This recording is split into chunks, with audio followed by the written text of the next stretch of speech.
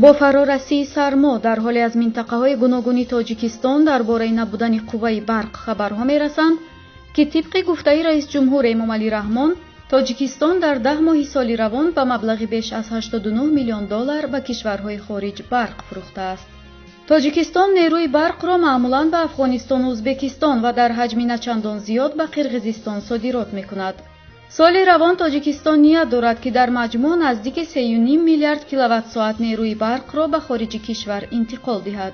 در ساختارهای انرژتیکی کشور باور کنانیده بودند که با آغاز موسم سرما و کمبود برق در تاجیکستان انتقال آن به خارج کشور قطع خواهد شد. اما هنوز ماه اکتبر این جانب ساکنان چندی از منطقه‌های تاجیکستان از رجای محدود انتقال برق به منزل‌هایشان شکایت دارند، ولی همان فروش برق دوام دارد.